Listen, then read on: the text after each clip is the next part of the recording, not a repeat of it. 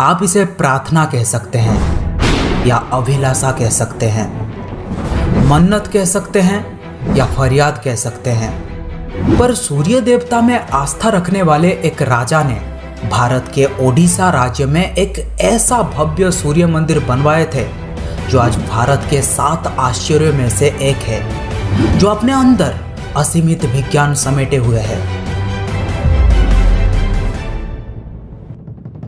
श्री भारतवर्ष, जिसे दुनिया कभी विश्व गुरु के नाम से भी जानती थी, उसी भारतवर्ष में एक महत्वपूर्ण राज्य है ओडिशा।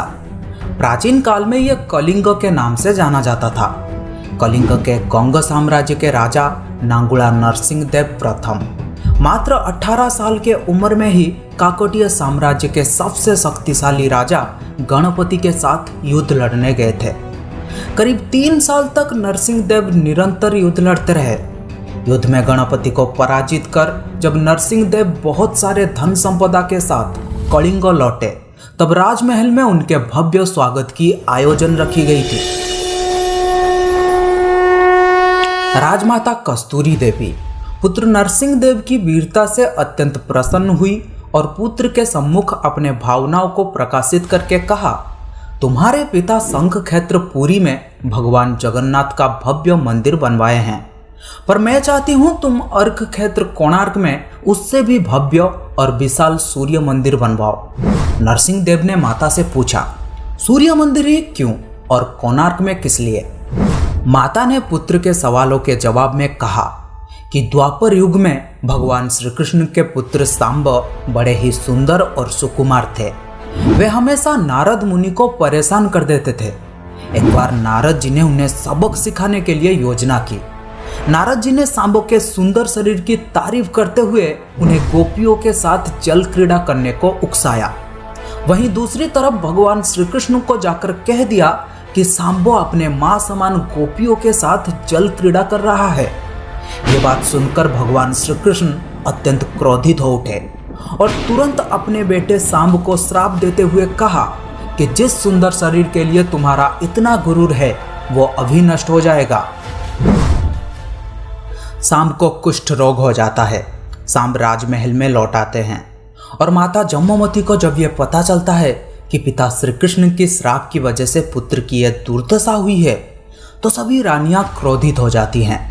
आखिर में नारद जी को बुलाया जाता है।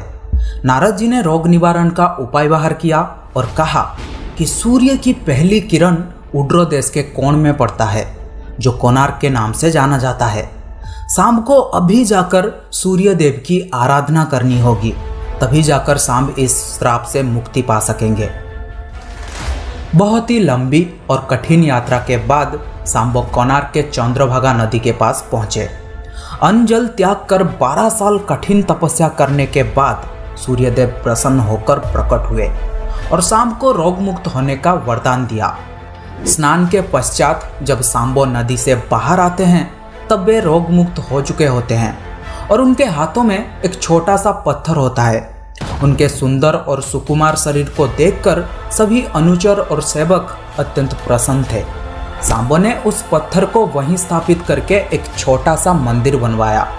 पर जब उन्हें पता चला कि सूर्य पूजा की विधि विधान यहाँ पर किसी को भी पता नहीं है, तब वे चिंतित हो गए और फिर से सूर्यदेव की ध्यान में बैठे। सूर्यदेव पुनर्प्रकट हुए और सांबो के पूछने पर बताए कि दूर पश्चिम के साक्य देश के मागा ब्राह्मण सूर्य पूजा की विधि विधान जानते हैं। ये बात सुनते ही सांबो साक्य देश की ओर निकल पड़े, जो आज का ईरान है। महीनों की लंबी यात्रा के बाद सांबो 18 मागा ब्राह्मण परिवारों को साथ लेकर कोणार्क लौटे और सूर्य मंदिर में पूजा शुरू हो जाती है। राजमाता कस्तूरी देवी नरसिंहदेव को बतलाते हैं कि विवाह के कई सालों तक जब मैं निसंतान थी, तब मैंने भी उस सूर्य मंदिर में पूजा अर्चना की और तुम मुझे पुत्र के रूप में प्राप्त हुए। माता की बात सुनकर नरसिंहदेव मां को कोणार्क में संसार का सबसे भव्य और विशाल सूर्य मंदिर बनवाने का वचन दिया। सदाशिव सामंतराय महापात्र, जो शिबे सांतराय के नाम से लोकप्रिय थे, वे अपने सहयोगी विशु महाराणा के साथ मंदिर का प्रतिरूप बनाते हैं और राजा नरसिंह देव के सम्मुख प्रस्तुत करते हैं। नरसिंह देव मंदिर का प्रतिरूप देखकर अभिभूत हो जाते हैं और शीघ्र मंदिर निर्माण कार्य आरंभ करने का आदेश देते हैं। दूर दूर से बड़े बड़े पत्थर लाए गए। मंदिर निर्माण कार्य तेजी से होने लगा। 1200 कारीगरों ने मिलकर 12 साल में एक भव्य मंदिर बनवाए, पर लाख कोशिशों के बाद भी उस विशाल मंदिर के गुंबद पर एक कलश स्थापित नहीं हो पा रहा था, जो किसी चुंबकीय पदार्थ से बना हुआ था। वहीं दूसरी तरफ राजा नरसिंह देव ने आदेश दिया कि कल रात्रि काल तक अगर कलश स्थापित नहीं हुआ तो सभी कारीगरों के सर धड़ से अलग कर दिए जाएंगे। ये बात सुनकर सभी शिल्पीकार गहरी सोच में डूब जाते हैं। आखिर करे तो करे क्या। मुख्य शिल्पीकार विशु महाराणा, घर से निकलने के वक्त उनका एक बेटा हुआ था जिसका नाम था धर्मपद, और लोग उसे प्यार से धर्मा बुलाते थे। धर्मा सूर्य मंदिर के प्रतिरूप पर कलश बिठाकर प्रसन्न होता है और पिता को दिखाने के लिए माँ के पास जिद करता है। माँ अपने बागीचे के कुछ फल एक पोटली में बांध कर देती है और कहती हैं अपने कुत्ते बोड़िया को साथ लेकर कोणार्क जाओ। धर्मपद कोणार्क पहुंचता है। बोड़िया अपने मालिक को पहचान जाता है और उनसे जाकर लिपट जाता है। धर्मा अपने पिता को प्रणाम करता है और अपना परिचय देता है। सभी कारीगरों को चिंता में देखकर धर्मा इसका कारण पूछता है। कारण जानकर धर्मा अपने पिता से कहता है, आप आज्ञा देंगे तो मैं मंदिर के गुंबद पर कलश बिठा सकता हूँ। शिवई सांतराय धर्मपद को अनुमति दे देते हैं। धर्मा गुंबद पर चढ़ जाता है और कुछ समय के प्रयत्न के पश्चात वो कलश स्थापित करने में सफल हो जाता है। गुंबद पर कलश स्थापित होते ही सूर्यदेव की भव्य प्रतिमा चुंबक के प्रभाव से हवा में झूलने लगती है। ये देखकर सभी कारीगर बहुत खुश होते हैं, पर कुछ कारीगर इस बात का खुलकर विरोध किया और कहा कि कल जब राजा को यह पता चलेगा कि जो काम 1200 कारीगर मिलकर नहीं कर पाए वो काम एक 12 साल के लड़के ने कर दिखाया, तो राजा हम सभी को मृत्युदंड देंगे।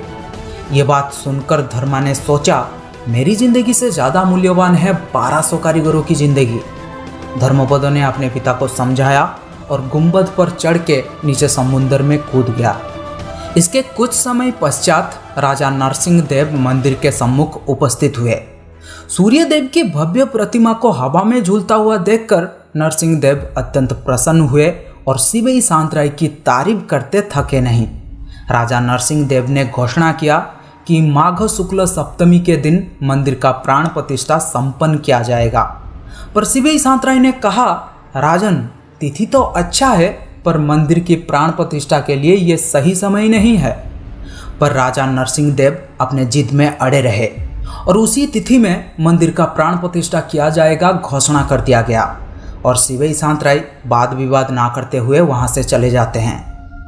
निर्धारित तिथि में मंदिर का प्राण प्रतिष्ठा संपन्न हुआ, पर बहुत जल्द ही इस मंदिर में कुछ रहस्यमयी घटना होने लगी।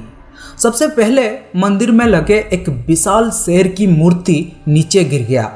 फिर मंदिर से अनेकों पत्थर गिरने लगे और राजा नरसिंह देव को जब ये पता चला कि इस मंदिर का पहला दिवस एक 12 साल के लड़के के मौत से शुरू हुआ है, तब इस मंदिर में पूजा रोक दिया गया।